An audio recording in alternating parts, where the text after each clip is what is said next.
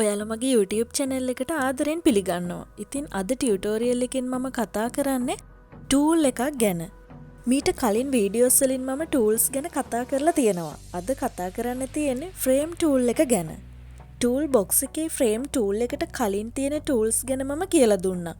ඒ videos ඔයාලට බලන්න බැරි වුණා නම් පහළ description එකේ මම මේ වීඩියෝස් වල links දාලා තියෙනවා. එතනින් ඔයාලට බලන්න පුළුවන්. frame tool එක ගැන කතා කරුවත් frame tool එකට එහා ගිය අමතර දේවල් ටිකකුත් මම අද කතා කරනවා. ඒ තමයි clipping mask. ඉතින් ඔයාලා තාමත් මගේ channel එක subscribe කරලා නැත්නම් දැන්ම subscribe කරන්න. අලුත් වීඩියෝ එකක් upload කරපු ගමන් බලා ගන්න subscribe button එක ළඟ තියෙන bell icon එකත් click කරන්න. එහෙනම් අපි අද වීඩියෝ එක පටන් ගමු. මගේ frame එක විදියට මම මේ ෆොටෝ එක තෝරගත්තා. මුලින්ම ටූල් බා එකේ 6 වෙනියට තියෙන frame tool එක ක්ලික් කරනවා. ඔයාලට බලා ගන්න පුළුවන් option බා එකේ option දෙකක් තියෙනවා. එකක් elliptical frame, අනිත් එක rectangular frame. මට දැන් මෙතනදී ඕනේ වෙන්නේ rectangular frame එකක් හින්දා මම ඒක select කරගන්නවා. ඔයාලට වෘත්තාකාර frame එකක් ඕනේ නම් ඒකට elliptical frame එක select කරගන්න ඕනේ. දැන් මට frame එක හදාගන්න ඕනේ එක තැනකින් ක්ලික් කරලා මේ විදියට drag කරගෙන ගිහින් mouse එක release කරනවා. එතකොට layer palette එකේ මේ විදියට frame layer එකක් අලුතින් create වෙලා තියෙනවා. මම මේ frame එක ඇඳගත්තත් මේ බලන්න හරියට මේ frame එක set වෙලා නම් නැහැ. ඒක මම හදාගන්න control key එක සමග T key එක press කරලා අවශ්‍ය ප්‍රමාණයට resize කරනවා. ඒ විදිහටත් හරියට frame එක set උනේ නැත්නම් මේ විදියට right click කරලා distort කියන එක click කරන්න.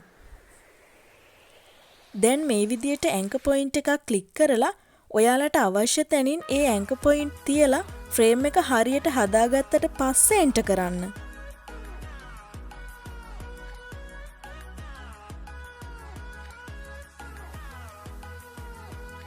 මම දැන් frame එක නම් හදාගෙන ඉවරයි.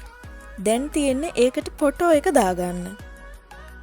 ඒකට මම ෆයිල් වල place embedded කියන එක ක්ලික් කරනවා. දැන් අවශ්‍ය ෆොටෝ එක මේ විදියට තෝරලා place කියන එක ක්ලික් කරන්න. දැන් ඔයාලට බලා ගන්න පුළුවන් මේ ෆොටෝ එක හරියට frame එකට adjust වෙලා තියෙනවා. ඔයාලට දැන් frame එකේ මොකක් හරි වෙනසක් කරගන්න ඕනේ නම් මෙතන frame thumbnail එක ක්ලික් කරලා මේ anchor point වලින් මේ විදියට වෙනස් කරගන්න පුළුවන්.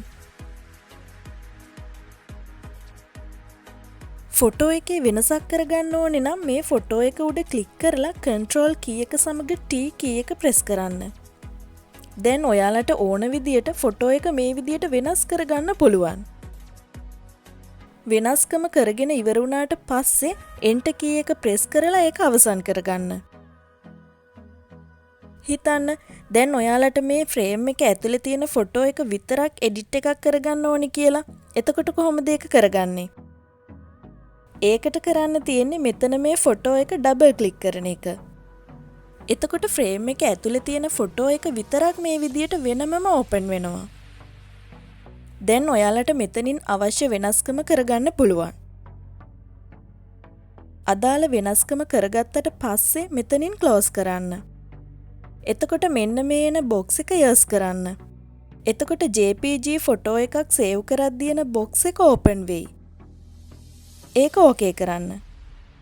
දැන් බලන්න අපි edit කරපු ෆොටෝ එකේ විදියටම add වෙලා තියෙනවා. දැන් අපි frame tool එක ගැන කතා කළා. මේ වගේ frame එකකට add කරගන්න edit එකකට මම නම් frame tool එක භාවිතා කරන්නේ නැහැ. ඒකට මම පාවිච්චි කරන්නේ clipping mask එක. මම දැන් ඔයාලට කියලා දෙන්නම් clipping mask එක පාවිච්චි කරන විදිහ. මම දැන් මේ frame එක rectangular tool එක පාවිච්චි කරලා මේ විදියට ඇඳ ගන්නවා. දැන් frame එක ඇතුළට එන්න ඕන ෆොටෝ එක මේ විදියට open කරගෙන උවමනා size එකට resize කරගෙන enter කරනවා.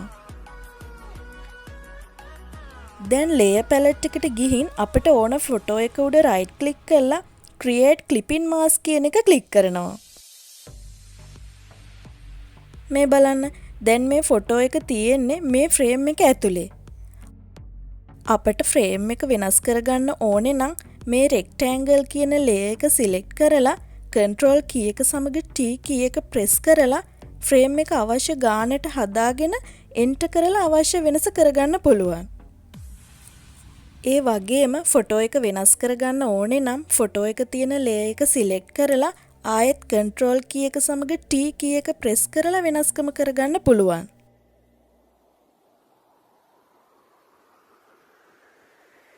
දැන් මම තව ෆොටෝ එකක් මේ විදියට ඕපන් කරගෙන රීසයිස් කරගෙන එන්ටර් කරනවා.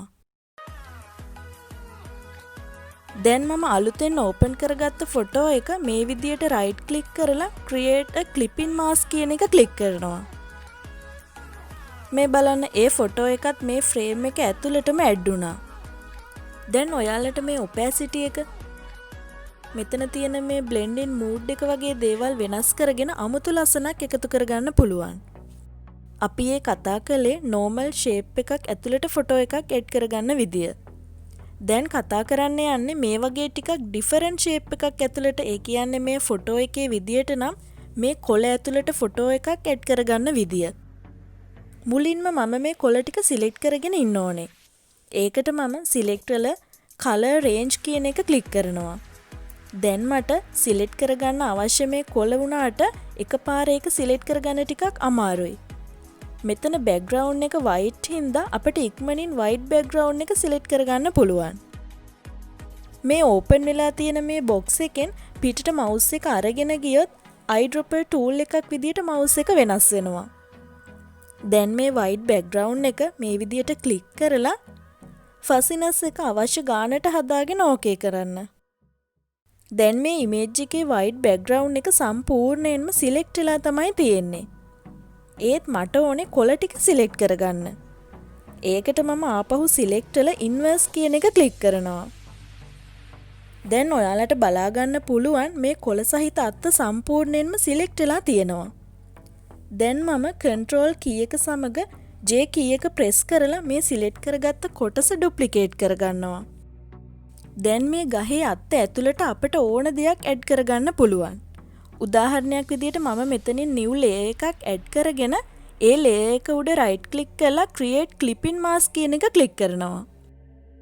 දැන් මේ brush tool එක click කරලා මේ විදිහට අවශ්‍ය color එකක් select කරගෙන මෙන්න මෙහෙම අඳිනවා.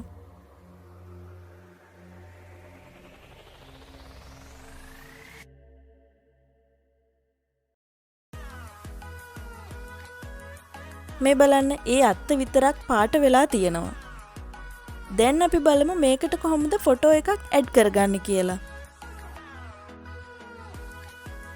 ෆොටෝ එක මේ විදියට ඕපන් කරගෙන අවශ්‍ය ප්‍රමාණයට රීසයිස් කරලා හදාගෙන layer palette එකට ගිහින් ඒ ෆොටෝ එක සහිත layer එකේ උඩ right click කරලා create a clip in mask කියන එක click කරනවා.